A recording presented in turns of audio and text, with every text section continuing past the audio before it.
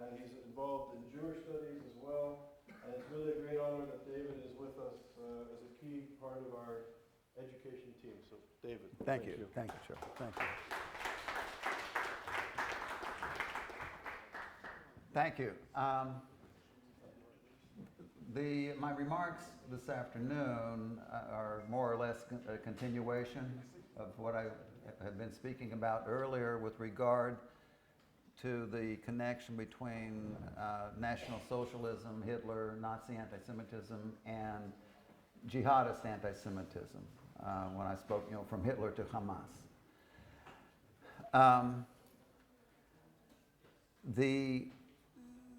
The foundational jihadist movement from the last century and into this century is the Muslim Brotherhood. As is the case with all of these movements, and very frequently, there is, I think, a woeful misunderstanding or misconception as to who they are. Whom are we dealing with when we deal with the Muslim Brotherhood? And this statement from James Clapper, the former director of U.S. National Intelligence, is an example when he, declared that the Brotherhood is a heterogeneous group, largely secular, which has eschewed violence. That's not exactly the case. Now, where does the Brotherhood come from? The Brotherhood stems from a modern rise of purist movements. National Socialism was a purist movement. The areas in which Jews were eliminated were called, areas that had been made Judenrein, purified or cleansed of the Jewish presence. Largely in response to modernity, to colonialism, and so on, you have purist movements of all sorts. Just a couple of examples in the Muslim world can be found in Wahhabism, founded in 1744 by Muhammad ibn Abd al-Wahhab. Wahhabism, as you know, continues to be very prevalent in some parts of the Arab Muslim world, particularly Saudi Arabia. More directly connected in some ways to the advent of the Brotherhood is Salafism. Salafism arose in the mid-19th century through a circle of Muslim scholars and clerics, and although there are a few key figures, it's not just, they don't just have one founder exactly. One of the influential Salafists with regard to the emergence of the Brotherhood is Rashid Rida. Hassan al-Banna, who founded the Muslim Brotherhood in March of 1928, was heavily influenced by Rashid Rida. The British colonial presence is part of the context for the purist movements in Egypt, certainly, and Hassan al-Banna understood that. But with Rashid Rida, you have this, for al-Banna, he signifies a return to the pristine teachings of Islam. Another important figure in this evolution of influence and political Islamic thought is Abdul al-Maududi. Maududi was born in Lahore, in what is now Pakistan. He comes from that region, but he has had a huge influence on jihadist thinkers ever since the 1920s. He promotes the wedding of Islam and politics because he says that without a political power, Islam can never implement Sharia law. Islam can never oppose the evils of secularism, nationalism, colonialism. He adds women's emancipation, communism. So all of these things that threaten Islam can be opposed not through ideological or theological instruction. It requires political power. And Maududi actually expressed an admiration for the Nazis because they understood the necessity of power to ideology. He was the founder of the jihadist group Jamaat-e-Islami in India, Pakistan. So Hassan al-Banna is influenced by Rashid Rida, by Maududi, and by other Salafist thinkers, so that in March of 1928, he and half a dozen other men established the Muslim Brotherhood. And it's remarkable that a movement that began with so few has become so vast, as I hope I can show today. Now, what is their creed, as stated? Allah is our goal. Okay, so far so good. The Prophet is our leader. We can understand that. Quran is our law. Fair enough. Jihad is our way, where jihad means fighting others, spreading Islam through the sword. As Ruhollah Khomeini, who studied with the Muslim Brothers, once said, all things good and glorious that have come to Islam have come through the sword. And then finally, death in the service of Allah is our highest desire. Death in the service of Allah is the key that unlocks the door to paradise. And it isn't any old death, right? It's death in the pursuit of jihad. Death in the process of shedding the blood of the infidel, starting with, of course, with the Jews. You'll find that as we go through this, that anti-Semitism is foundational to Islamic jihadism. You can't have Islamic jihadism without anti-Semitism.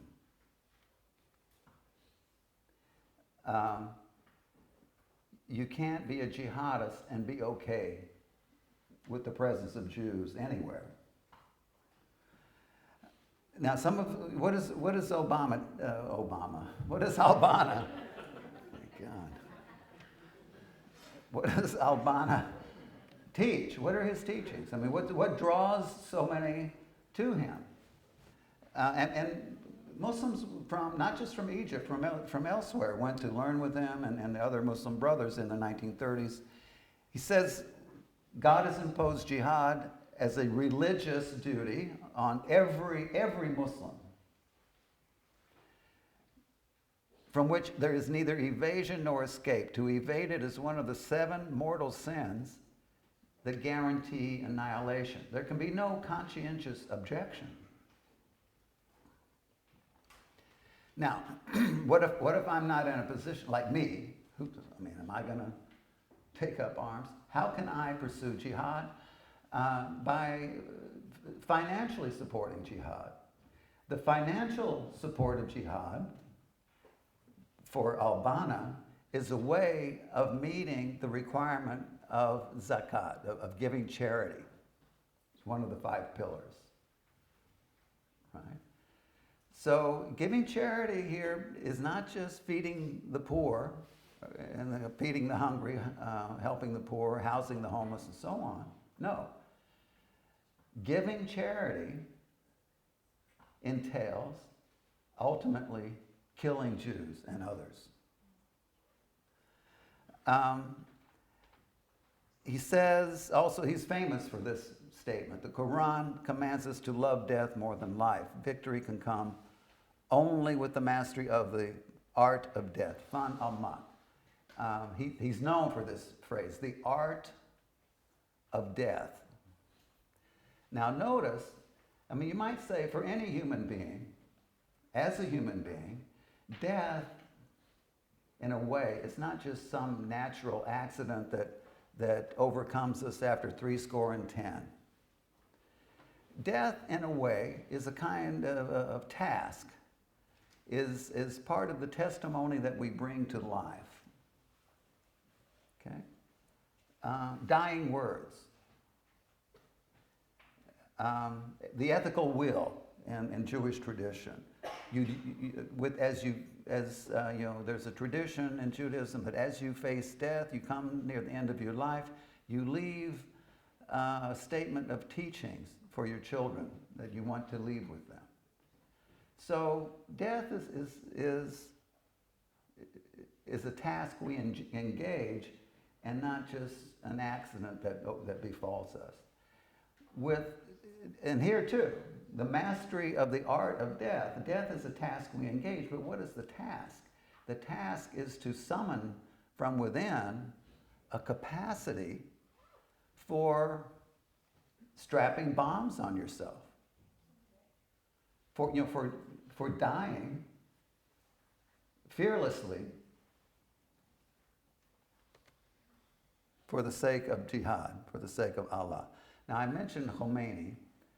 Khomeini met al-Banna in 1937. Khomeini, as you know, was Shiite Muslim.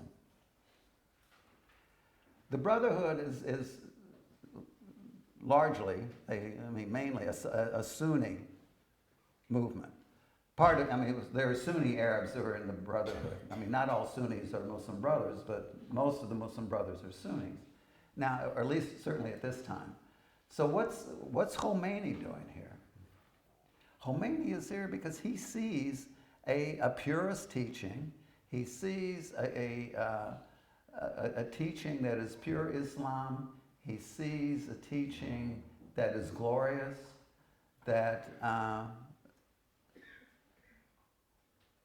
can restore legit authenticity to Islam in a time when that region is dominated by Western powers that are corrupting the region. And the main source of corruption in the West, of course, comes from the Jews.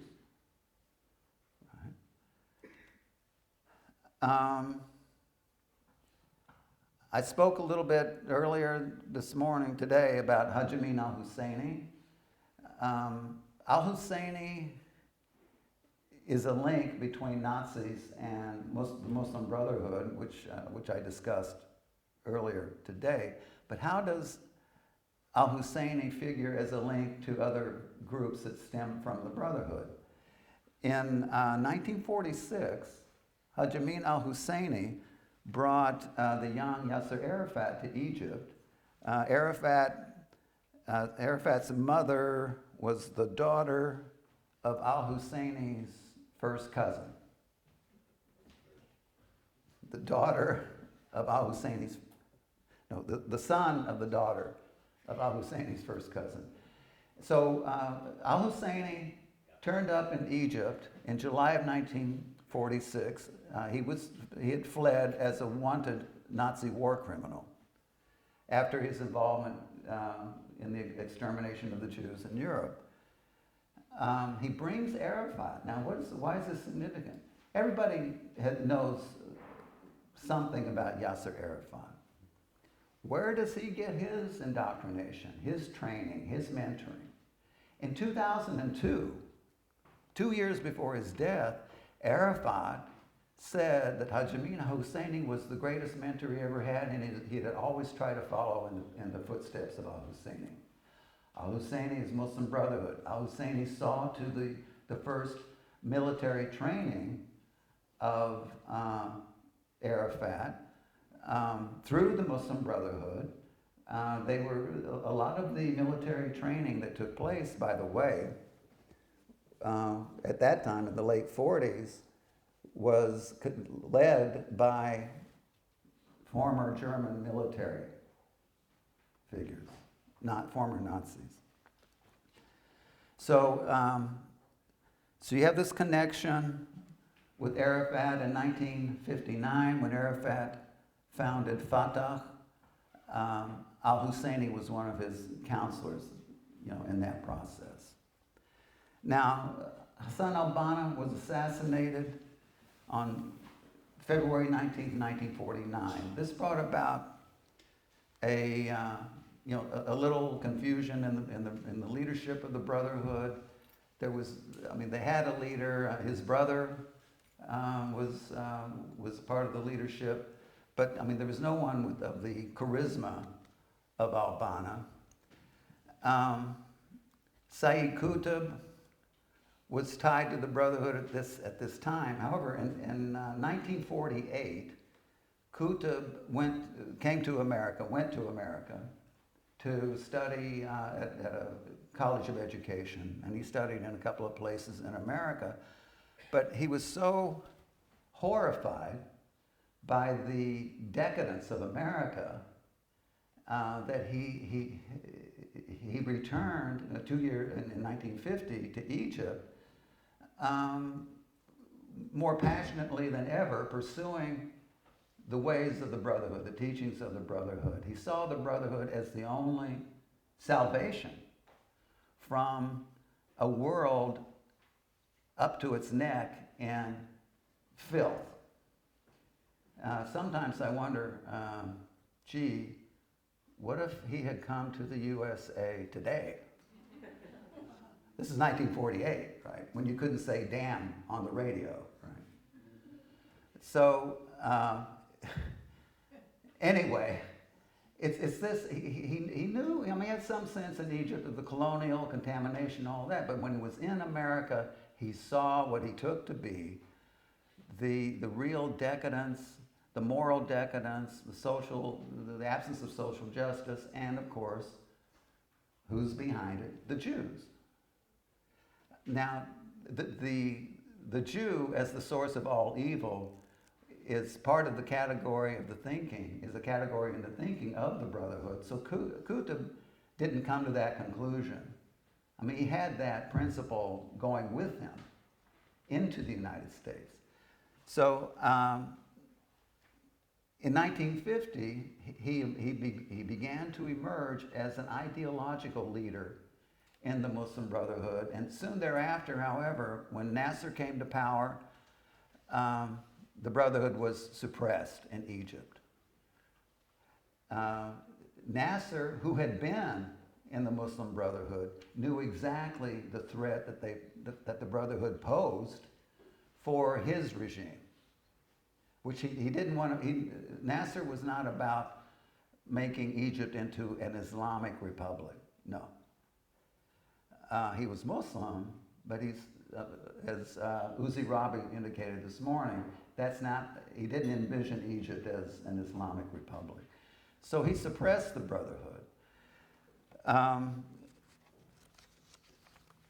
Qutb, wrote this text in 1950 called "Our Struggle with the Jews." It's reminiscent of Hitler's struggle, Mein Kampf. In that text, he sees the extermination of the Jews as a religious duty. Sayyid Qutb is by far the most influential jihadist ideologue in the Middle East. Everybody reads Qutb. I would say more influential than Hassan al-Banna. And these are some of his statements that jihad aims at converting all humans on the entire earth. Whoops, I didn't mean to do that. How do I go back? Jihad aims at converting all humans on the entire earth. It is an expansionist militancy which aims at liberating the whole of mankind. This is in the name of freedom. This is in the name of purity. Beware of movements that promised purity.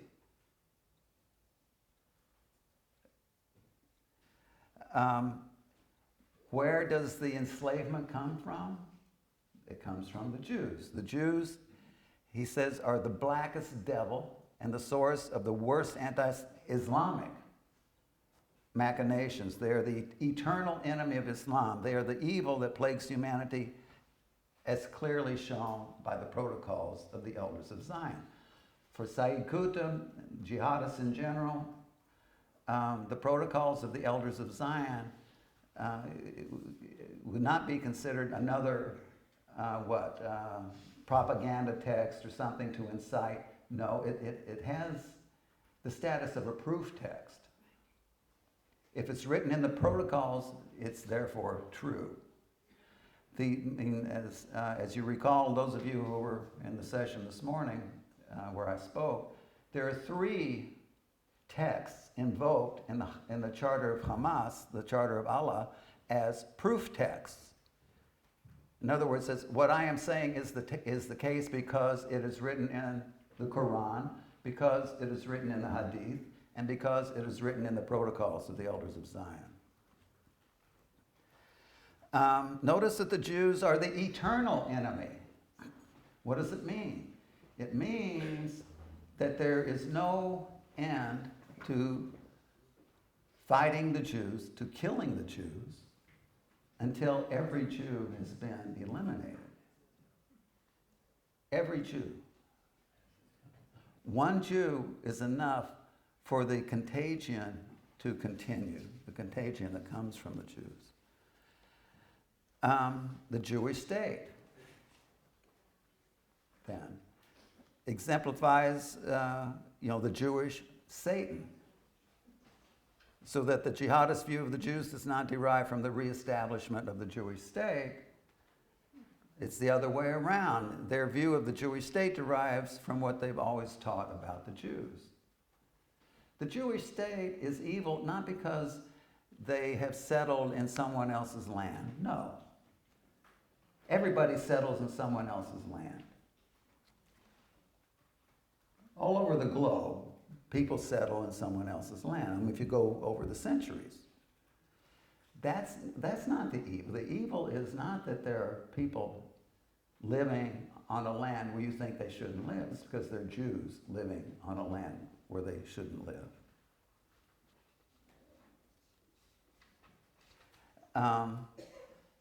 That's why, otherwise, how could it exemplify Satan? They're not just colonialists, they're not just imperialists or whatever, they are satanic, they are demonic. It's not the presence of a hegemonic power, it's the presence of a demonic evil in their midst, which has to be opposed by any means necessary. Now, by the way, Sayyid Qutb was executed on the 29th of August in 1966. While he was in prison, he wrote one of his most famous texts called Milestones, which has wide circulation. In the meantime, in the 1950s, 60s, 70s, the Brotherhood is sending people, missionaries and messengers out into the region. By the end of the 1950s, they had more than 50 centers in Sudan. And one of the most devoted adherents of the Brotherhood in Sudan was Hassan al-Turabi.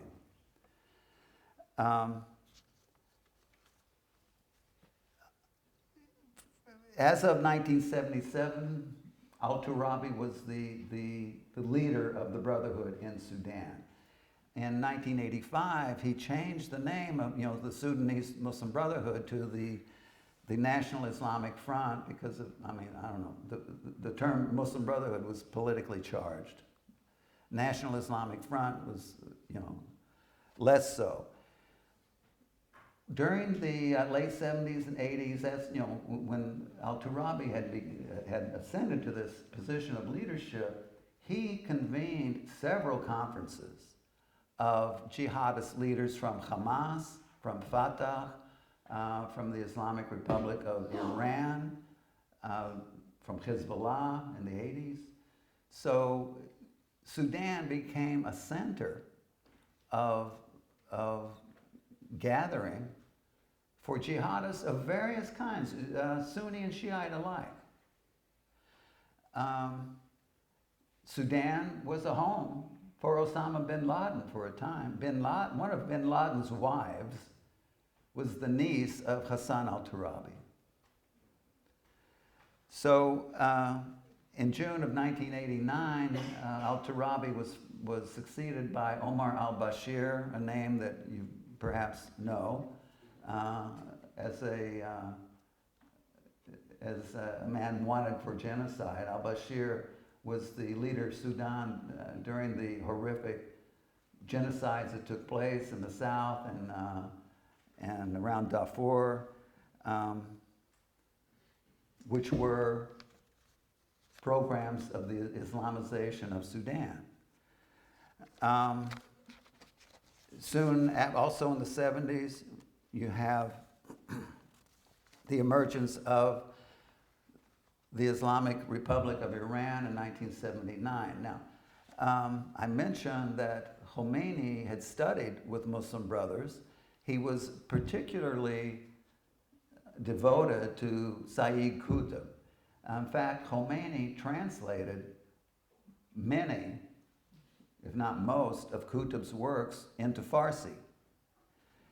Khomeini, as you know, is known for his diatribes against Israel, against the Jews, which is, another lecture unto itself. The first visit from a comrade in arms, so to say, to Khomeini right after the revolution in February 1979 was Yasser Arafat, who declared to Khomeini, the path we have chosen is identical. Right? And you can see them having a great time here. The path is identical. It's not exactly, certainly the aspiration is identical. How you get there is not necessarily identical. I mean, Arafat is not known for trying to establish Sharia law and this kind of thing, as Khomeini is. But I point this out just to suggest that, yes, there are differences in the tone and the extremity of various jihadist movements and groups, differences between Sunnis and Shiites, but there are also very deep similarities, and they see that themselves. One of the offshoots of the Iranian jihadist movement is Hezbollah. Now, you'll read many accounts of the founding of Hezbollah to say, well, Hezbollah came into being in the early 80s when the Israelis went into Lebanon and created this power vacuum in southern Lebanon, and so Hezbollah came into existence as if it were the fault of the Israelis that we were having to deal with Hezbollah. Actually, according to Naim Qassem, the deputy secretary of Hezbollah, Hezbollah was founded in the 60s by these two figures, Musa al-Sadr and Mohammed Hussein Fadlallah. Hezbollah may not have had a presence in southern Lebanon until the early 80s, but Hezbollah existed prior to the early 80s. And of course, the current leader of Hezbollah, Hassan Nasrallah, is known for statements like this: use any means, Muslims must use any means at their disposal to kill Jews, for the Jews are satanic, they are behind all evil.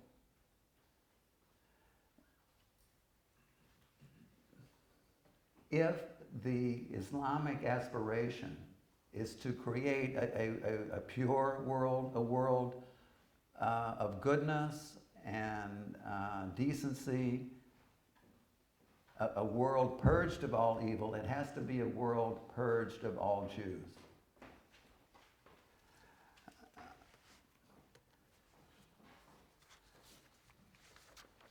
One of the offshoots of the Brotherhood in Egypt is Islamic Jihad, Egyptian Islamic Jihad, and Palestinian Islamic Jihad.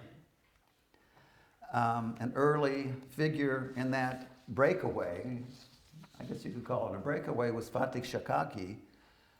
And the dispute arose, at least in part, because of the Camp David Accords and the agreement signed between Menachem Begin and Anwar Sadat.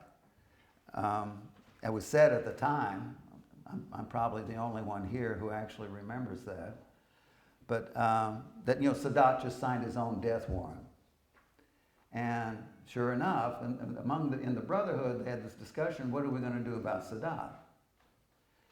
Some of the brothers said, well, let's just, proceed cautiously. Others said, no, we got to kill this guy.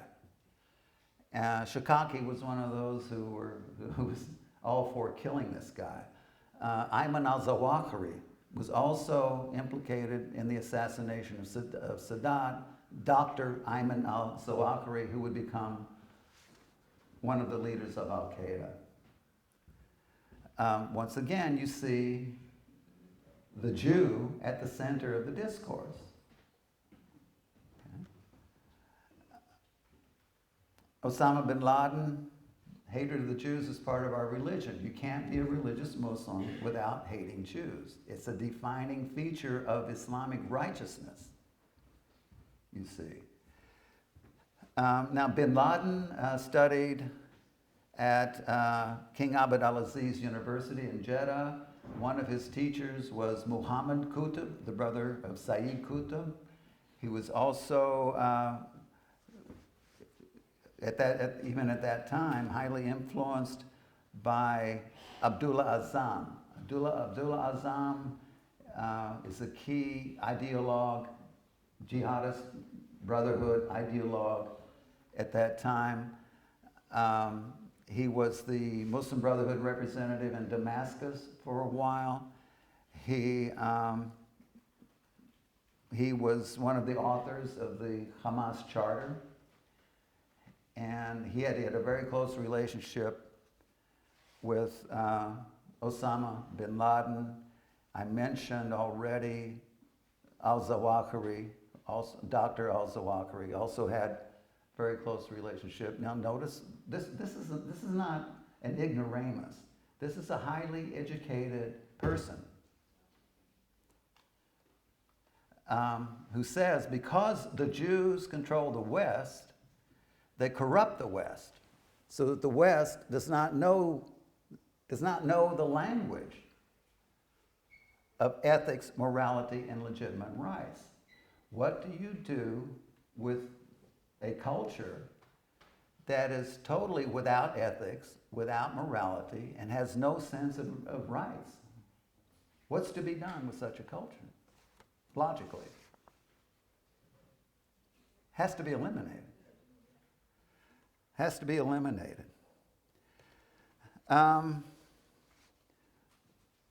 You know about the Arab Spring.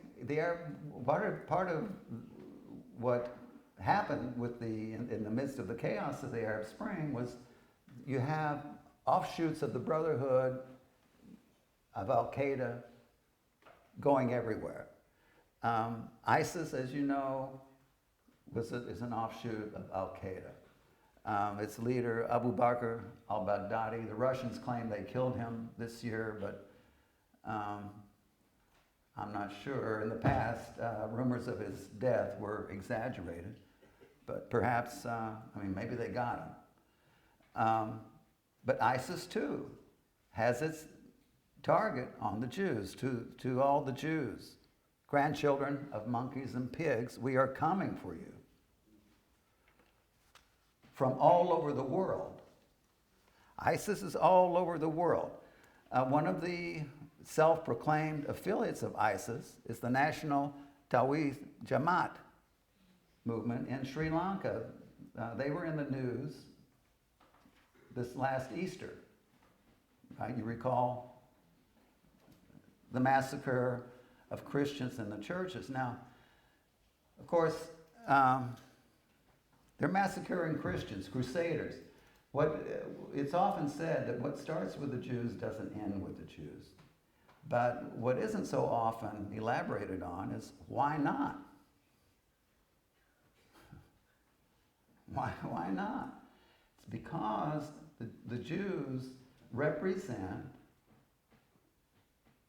an understanding of an infinite responsibility of each human toward the other that goes to the heart of the human being. If you eliminate that understanding of what a human being is, then you eliminate the prohibition against murdering other human beings.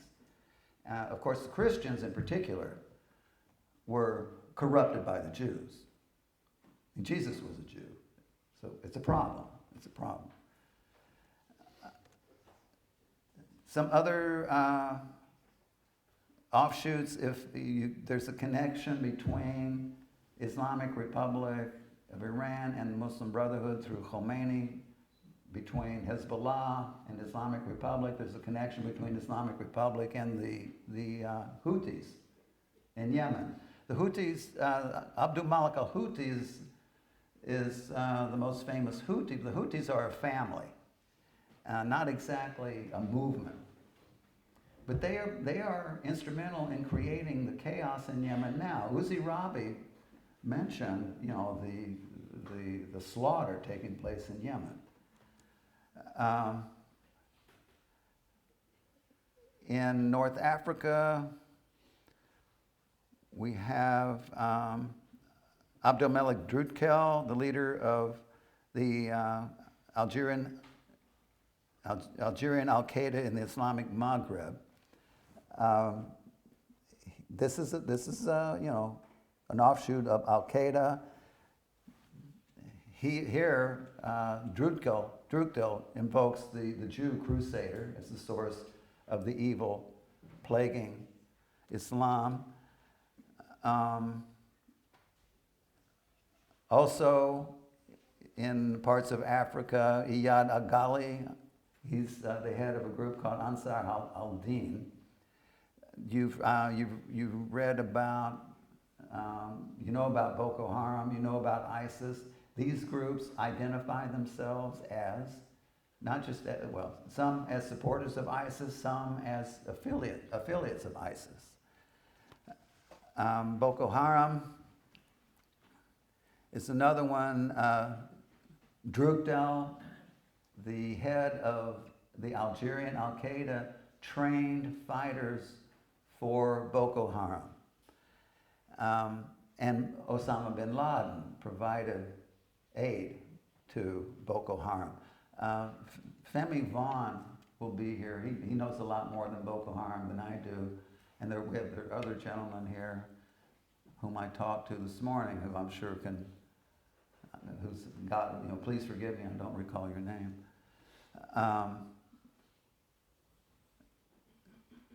Recently in the news were jihadists in Burkina Faso.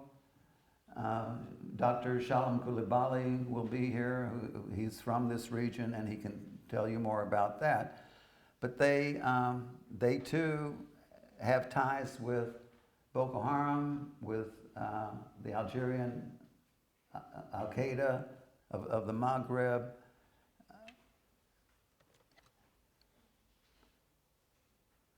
Ahmed Umar, the head of Al-Shabaab, describes himself as part of ISIS, describes himself as a branch of Al-Qaeda. So these groups in Africa are wreaking havoc. Now, lest you suppose that the lines of influence stemming from the Brotherhood go only into Africa or throughout the Middle East and even into Europe. They're right here, well, not right here in River City. They're in the U.S. as well.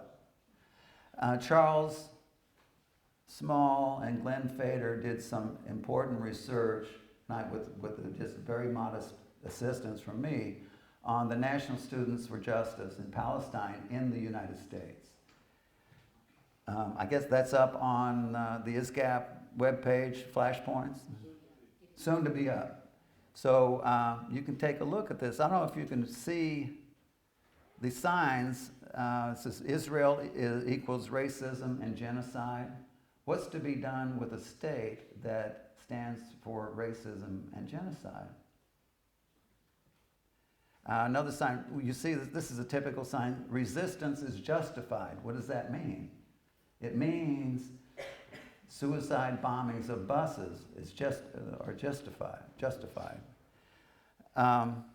In April, this last April, the NYU chapter of Students for Justice in Palestine was awarded the President's Service Award for their contributions to the community.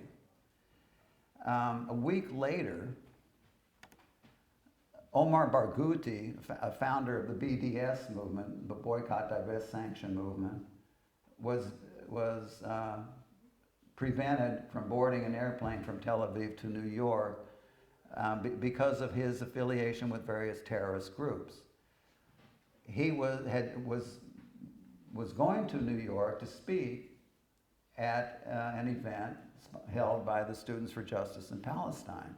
Now, if you watch for the appearance of this piece that Charles and Glenn Fader and I did, it traces the lines of connection between National Students for Justice in Palestine and various terrorist groups, largely by following the money.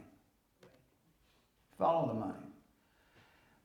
One of the organizations that they, vocally support is the PNIF, the Palestinian National and Islamic Forces group, which consists of these 5 terrorist organizations: Hamas, Popular Front for the Liberation of Palestine, the Popular Front General Command, Palestine Liberation Front, and Palestinian Islamic Jihad. These groups are all on, the list of terrorist organizations. These groups are supported by the Students for Justice in Palestine, and the Students for Justice in Palestine receive support from these groups. So, the network of interconnections is complicated, it's vast, it's intricate. This is just kind of a sketchy, incomplete chart, just to give you an idea. Another way of kind of, extending the lines that I have started to draw between the Brotherhood and PLO, Sudan, Hezbollah, Al-Qaeda, Hamas, ISIS, Students for Justice in Palestine, and just a kind of a thing I put together with arrows. This should be like a big three-dimensional globe or something. So bottom line, the Muslim Brotherhood is not a largely secular, heterogeneous group that has eschewed violence. The Muslim Brotherhood is tied to, at various levels, most of the jihadist groups in the world. Most of the Islamic jihadist groups in the world have some tie to the Brotherhood. The Brotherhood has to be taken seriously. The movement of the Brotherhood into Europe and North America has to be taken seriously. It is taking place. They do have written programs of infiltration and takeover written up. They do have, as Uzi Rabi pointed out today, as Charles pointed out this morning, they do have their spokespersons in the mosques throughout Europe and North America. It's not just Africa, it's not just the Middle East, that's at stake here. So, be afraid, be very afraid. Any questions, comments?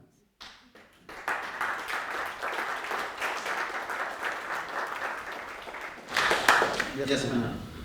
So I don't know if this touches on your research at all, but something that was screaming out to me the whole time watching your PowerPoint, very interesting, thank you, was we're seeing a lot of faces of men, and I think as we try to understand the ideologies of people who radicalize other people and people who become radicalized, people talk more and more about gender and sexuality in relationship to those things, especially as we see rape and sexual violence and fears of miscegenation as huge parts of racist and anti-Semitic movements. So I was wondering what your thoughts are about those two dimensions. Well, that's a good question with several layers. You don't, actually I have a graduate student who is beginning a dissertation on the involvement of Muslim women in jihadist movements. If you ask Hamas, if you go to the Hamas charter and ask, well, what is the role of women? The charter says to have lots of babies and bring them up in the path of jihad. I'm sure you know that groups like ISIS are known for their sex trafficking and their serious abuse of women, treating women as property at best, and God knows how, at worst. But this goes to, a larger point of how do we understand the dearness of the other human being? What's the basis for it? The typical jihadist, someone like Sayyid Qutb, doesn't take women seriously, doesn't see women as capable of any deep insight or contribution to jihad except to bring up children to be jihadists. But the treatment of women is a bigger topic than this, I think, that cuts across all kinds of societies and cultures. It's a good question. Yes? Thank you again for a really compelling talk. What about Saudi Arabia? There's no mention of Saudi Arabian financing and Riyadh's perhaps blind eye toward how much funding for some of the groups mentioned come from Saudi Arabia, and some of that funding could be our tax dollars. Yeah, Saudi Arabia is well known for funding jihadist movements, terrorist movements. The Saudis, officially, the Saudi government is not friendly toward groups like the Houthis or Hamas or these groups. Al-Qaeda. I'm just asking, what kind of financing comes out of Saudi Arabia for some of these Al-Qaeda affiliates? I'm not saying even ISIS or some of the name escapes me right now in Somalia. Al-Shabaab. Al-Shabaab. And I'm not talking about the Saudi government necessarily. I'm talking about the government turning a blind eye from Saudi citizens sending money to these groups. I don't know. How much money is that? I'm sure it happens, but I'm sorry, I don't know any dollar amounts. How much? Yes, sir. One question. A point on this, at least according to Harold Brood, the resolution to the attack on the mosque, the Grand Mosque in Mecca in 1979, which is 1400 in the Muslim calendar, was resolved by a deal between the Saudi royal family and the radical Muslims, that the Saudi royal family would fund the dissemination of Wahhabi jihadi ideology to the rest of the world, hence West as part of the deal. That if you want to comment on that, but what I wanted to Thank ask you. was, I've read that initially the Muslim Brotherhood wasn't that successful, and that the real first great spurt of enrollment in the Muslim Brotherhood was at the time, first 36, 30. That's correct. And then in 48 with the war against Israel. That's correct. Israel, the attacks on the Yishuv were one of the great spurs to the success of the Muslim Brotherhood. That's, everybody hear this point? What stoked the membership of the Brotherhood? They were moving along from 28, 29, 30. They had their propaganda division in 35. And the part of the propaganda was in support of Haj Amin al-Husseini and the Arabs of Palestine. With the Arab revolt of 36, 37, 38, 39, almost 3 years, their membership went from about 200 to about 3,000 over those 3 years. And again, when the call went out, especially when, as you know, Benny Morris mentioned, the first stage of the war between the Arabs and the Jews in November 47, once again, you have this big enlistment into the Brotherhood to go fight, and the Brotherhood had their guys going to Palestine to fight. So yes, that was another boost in the membership. Saeed Qutb created another boost in the membership. Now, Nasser forced them underground. After the Six-Day War,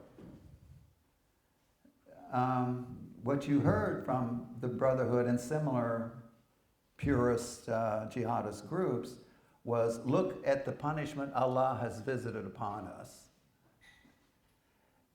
Nasser, right? He's humiliated us. So when Sadat came to power, he was trying to appease that element in Egyptian society. He let a bunch of the brothers out of jail. And they went on to kill him. So, times of crisis stoked the membership. Revolt in the 30s, the war in the late 40s, the suppression on the part of the Nasser regime in the 60s. Yeah, good point. Yes, ma'am. So first of all, there are many things I want to thank you for. One of them is your take-home message from the last that you sort of repeated here about why is it that Jews are hated, and it's because you have to encounter the other, and that makes us vulnerable. And at the end of the day, that might be a way out of the fear, because we actually can look at each other's humanity. In the meantime, your graph showed a whole lot of groups. I have two questions. One is, how much infighting is there among those groups? And are they really all part of Muslim Brotherhood, or are they a bunch of sort of federated groups? And then the other is kind of from the first question, a spin-off of that. You look at that picture, it's mainly women. How aware, because I've met some people who are sort of probably friends of those groups. How aware do you think people are on the ground of sort of their umbrella? How aware are they of the money trail? Because, there's certainly a lot of dissonance there between, what the different things they're fighting for, the different kinds of liberation. Yeah, the money, Charles has done a lot of research on this. The money trail is very intricate, and following it is very complicated. But it does produce results if you stick with it, right? So you can ask Charles about the money trail. Mohammed Morsi died not long ago, a couple weeks ago. And when he died, the leader of the Brotherhood in Jordan came out. His name is Abdul Malik al-Zunaybat. And he described Morsi as a victim of miscalculation, and Morsi was ousted in 2013 after he was elected in 2010, I think. Anyway, but that threw them a curve. You ask about infighting among them. How homogenous are they? You have basically, there are two groups of brotherhood in general. They're the castle guardians and the reformers. The reformers tend to have more of a sense of realpolitik, that we have to take on a phased strategy, as Arafat called it, as we make inroads.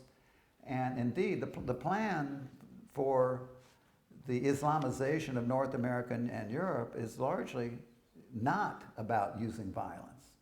It's the opposite. So you have that point of division. How violent do we get? Are we supposed to master the art of death or not? Right? I think also you'll find divisions where you find money. They're getting more than we are. What's the deal? Or power. Vying for money. Uzi this morning mentioned what he called a war between Gaza and West Bank. Fatah and Hamas both trace their origins to the Brotherhood, but now they are at serious opposition. That, in my opinion, is more about power than ideology. So, power struggle, money, resources, all of that always leads to discord, right? Let me get this off the screen. So, there's not one uniform jihadist, world movement. They have their own splinters within them, yeah, which is to be expected, I think. Yes. Well, yes, ma'am. Go ahead. No, go ahead. And your computer's still on, you might.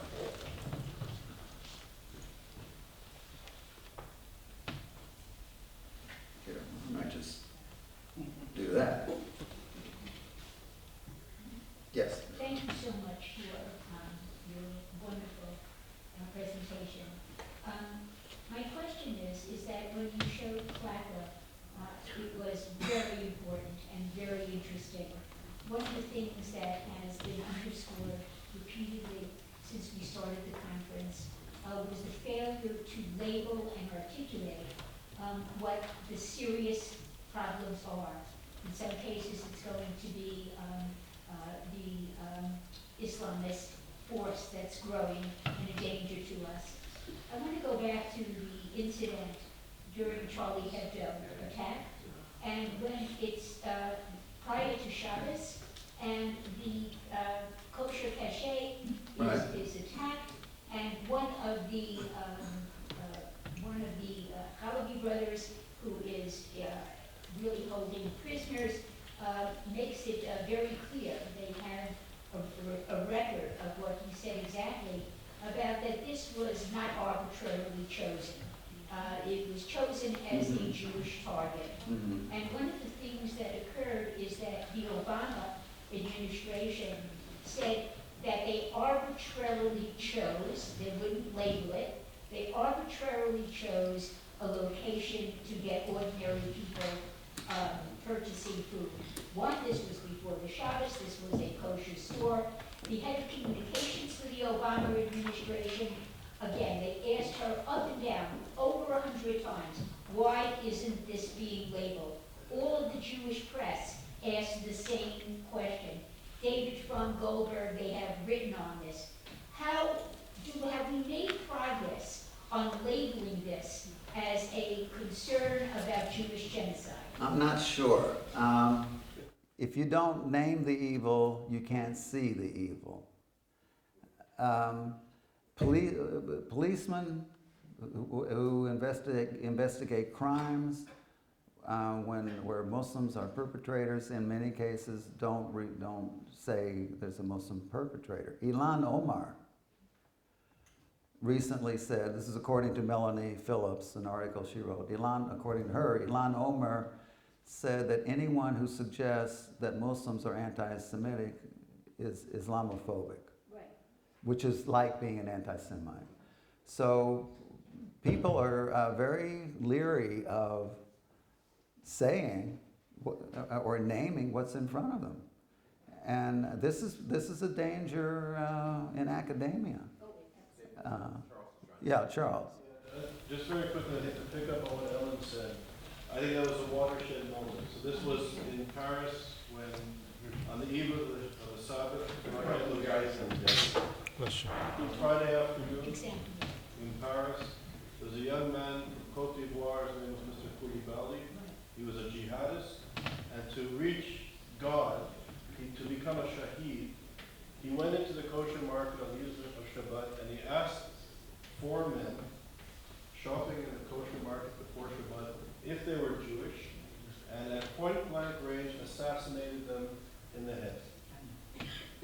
And the Obama administration, this was a watershed moment. President Obama himself said that this was a random act in some Delhi that was never walked back. And it goes exactly what Professor Patterson was saying. The administration refused to label this genocidal movement as a terror organization.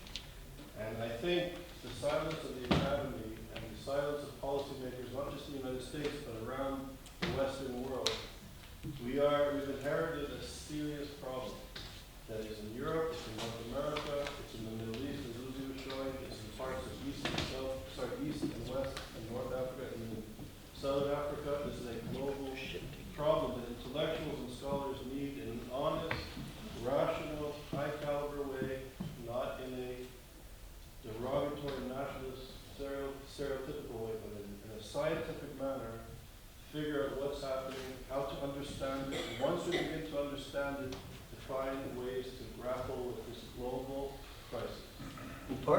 Part of understanding it lies in what you just said. This guy wants to be a shaheed. What does it mean? He's purchasing his ticket to paradise with Jewish blood. That's how you get into paradise. And Abdullah Azzam is among those known for saying, anyone who dies as a shaheed will enjoy 70 virgins, that sort of thing, which is I never found convincing. But what he adds, which makes you understand it even better, is that he brings salvation to 72 members of his family. That's why the families build shrines to these guys. These guys purchase entry into paradise for their family. Never mind the virgins. So, but he's not doing it out of bigotry. This is not reducible to bigotry. This is not reducible to racism. He's not looking for a scapegoat. He's trying to attain eternal salvation. That's what's driving the thinking here. That's the jihadist thinking. He's not some local, redneck who is going out to lynch people because they're the wrong color. That's not what he's up to. Yeah, Hussein. I have a question about the rifles of the Muslim Brotherhood itself. Yeah. You're asking me? I mean, you know about this better than I do. Thank you. I know your perspective.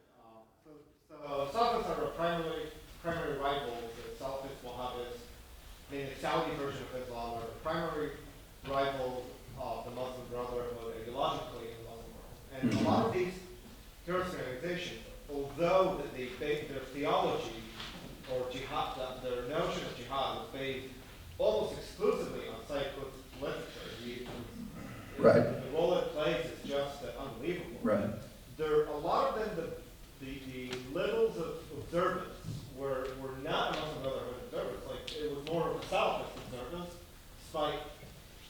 you think that the Salafist Wahhabism as well needs as much focus? It play also as big of a threat to the stability of regionally and globally. I mean, we have the Sunni madrasas in Europe, right? That's their version of Islam. Yeah, not just Europe, not just Europe. Yeah.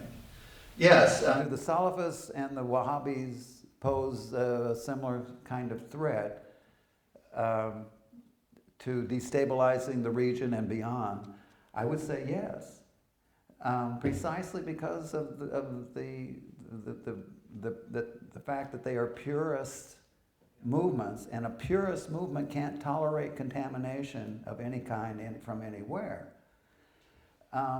They have their influence. Even if I don't become a Wahhabi, I can be very sympathetic to the outlook, right? I'm not a Chassid, but I'm very attracted to Hasidic teaching and thinking. So they have their influence beyond the circle of their membership, I would say. And of course, Saudi money is all over the planet. It's in many of the academic institutions in the U.S. and Europe. And where you have money, you have influence, right? Yeah. So it's a good point. Yeah, Carl. Dave, I always enjoy hearing you, so thank you again. I'm really interested in this idea of like reproduction. I figure someone had raised earlier the idea that so many forms of hatred sadly are reproduced socially, right? They're reified. Young people are taught to hate, right? And to despise and to be unkind. But there's also this other issue of reproduction that I think is so interesting. I'd love for us to, or someone to help me unpack this idea of that the physical reproduction is an important part of your promoting jihad or you're promoting hatred. Right. Where we need more young haters, right? And so the quote you had really stunned me. That's why I love the interdisciplinary aspect of our work, our curriculum building, the cross-cultural aspects of it. Triggers so many things, different pockets of knowledge. There was almost a perfect paraphrase to something you said earlier about the role is to reproduce, create more jihadists, the role for women. There is almost an exact parallel of misogynistic and in fact misogynoirist, like the hatred of black women. There's that whole field that's emerging. That was articulated during the Black Power movement. It was either Stokely Carmichael or Eldridge Cleaver who said something very, very snide. Someone said, well, what is the role of the woman in the movement? And he said, prone. Right. This has an impact. I mean, this is so powerful what we're doing. Yes. Well, boy, you've opened up something that runs super deep. I've suggested that ideologies in general rest largely upon how we understand the value of a human being or the value of the other human being. How we understand the dearness of the human being goes to how we understand the family, how we understand marriage, how we understand bringing life into the world. What do you see when you hold an infant 5 seconds old in your hands and you look into those eyes? Some of you perhaps have done that. And if you're paying attention, it can make you wise. Suddenly you know what there is to love, why you live, why you die, what to fear for. You're a sage, you're a chacham. There's that. Or, I got another shaheed here, right? I got another one for the cause. I got, you know. So how do we view that babe in arms? How do we view that? How do we understand the event of birth? How do we understand the holiness of holy matrimony? How do we understand the family? Anti-Semitism has ramifications for all of that, I think. It's like Germany, Nazi Germany. If you look at portraits of the family in Nazi Third Reich art, you have a fertile Aryan woman, you got a bunch of kids, but there's no father. He's off serving the Fuhrer, and she's having babies for the Fuhrer. You know about the Lebensborn program? A breeding program. So, the Nazis undertake an assault not just on Jewish family and the concept of family, they undo their own concept of family. And it reminds me that, that in the summer camps, the teenage boys, teenage girls would have their summer camps, and this happens everywhere. They're trying to get across the lake to see one another. In Nazi Germany, they helped them get across the lake. They wanted those teenage girls to go home pregnant. And it created an issue in German society. Even when the German parents are saying, hey, what's this? My daughter's gone home pregnant, what's going on? But the apparatus of the Reich is promoting this. So you see, this is connected to the view of the Jew, I think. And it's an excellent point that you make. How do you understand reproduction? How do you understand child rearing, family, everything else? Yes, Amy. Can I just get back to the one question about women's role? Because I think we're being antiquated. And I think Al Qaradawi said it best in setting out his priorities. And so I'd like to just quote for a second. He says, the Islamic movement and women activity. The Islamic movement has given attention to women since the dawn of the call. And then he goes on to Al-Banna and talks about Muslim sisterhood. And again, this antiquated notion of just reproduction, gone. In 1990, he makes it clear that the task of women should be to rise up a generation who would shoulder the burden carried by the men of the Muslim Brotherhood to play a significant role. And this will involve not just taking care of families and imprisoned brothers, but delivering food, supplies, money, and, by the way, education, which we see this really now. Very actively involved in education, and I'll talk about a little bit tomorrow. This is Linda Sassour and others. So this is the call. It's no longer just reproduction. I mean, these are the new advocates. It's So I just wanted also to say that. terrorism. You have Leila Khaled, who is the Correct. darling of the Students for the Justice of Palestine movement, and Linda Sarsour, and she was Right. the first female hijacker of TWA in the 1960s.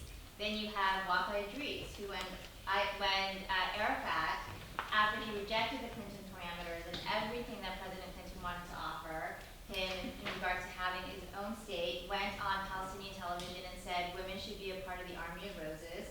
And Wafa Idris, who could not get pregnant, because she couldn't get pregnant, her husband left her. No one would marry her in Ramallah, so she decided to bring glory to her family, and she went and became the first female suicide bomber.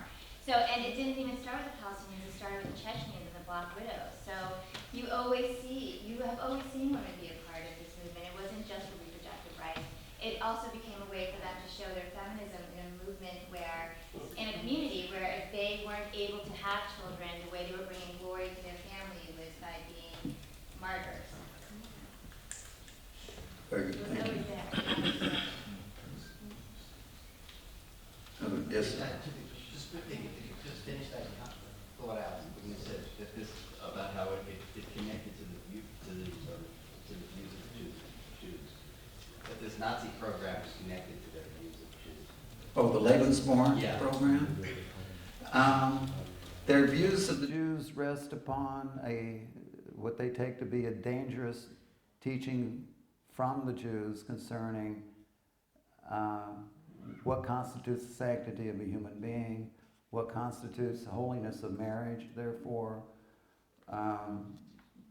and family. You have to get rid of that teaching about marriage and family in order to implement a Lebensborn program, right? A breeding program. If I may, one more thing. I think it was so important when you make the point that this notion of the killing of a Jew is seen as Allah's will and something that gets you into heaven. And I think it's very hard for people in the West, even religious people, to understand that sense of religious devotion where that seems to override our sense of any kind of morality where killing would be good. But what is it like for the people who are in that culture, right, who do believe that? Well, that's a good question. They're taught from the womb. I mean, you can ask, we have a young man here who can speak to education and cultural upbringing in a Muslim anti-Semitic society. And we have, I mean, you know, sometimes at least with my students, their goodness gets in the way of their education. They can't imagine. Who would want to do this? How can anyone think that? And I just look at them with love and say, you sweet, innocent young man, young lady. You know, Yitzhak Katznelson in his diary from the Vitel concentration camp, he perished in the Holocaust, said, "Blessed are we that we couldn't believe it. We didn't have it in us to believe this evil was coming." Yes. I was going to make this remark before, but it's even more relevant now. All of this behavior, from exterminating a designated enemy to turning your children into breeding an army, are characteristic of millennial movements. That is, movements that believe that they are bringing collective salvation to the earth now. And it's under those conditions that you can throw away all the restraints because you're working for collective redemption. That's an interesting point. Millennial movements, the apocalypse is at hand. The eschaton is upon us. We have nothing more to lose. We have only this higher aim to attain at all costs. Right. I mean, that kind of thinking makes for evil. It opens the door to the spread of a lot of evil. You know, the Talmud tells us, if you're planting a tree and somebody tells you the Messiah is here, come on, finish planting the tree and then go check it out. Right? It's... And that was a rebuke to Akiva, who recognized Bar Kokhba as the Messiah. Very good. So, you see how these last day scenarios lead to catastrophic results. Yes, sir. I'm curious about Hamas winning over potential voters because of their social service program. Ooh. And why it obviously succeeded because, if I recall, in the Bush administration, he was pushing for a vote in Gaza because the assumption was Hamas was going to lose, not win. Yes, I think that was a miscalculation on several levels. Of course, looking back, it's easier than anticipating a future. But I mean, Hamas is often presented as an organization that provides for people's welfare and their care and their comfort and so on. But Hamas has a vested interest in keeping their people dependent on them and keeping them in some state of misery. So you know, I'll vote for the party that feeds me. I'm sure there's some of that at work, but I think there's also what's going to happen to me if I don't vote for them. My guess is that elections in Gaza are not altogether free elections. You know. So, when was the last election? 2006. One man, one vote, one time. One time. Yeah. Well,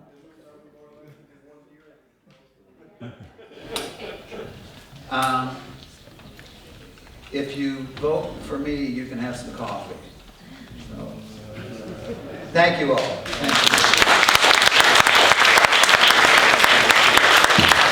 Thank you very much, David. So just a couple of quick announcements. Like Carl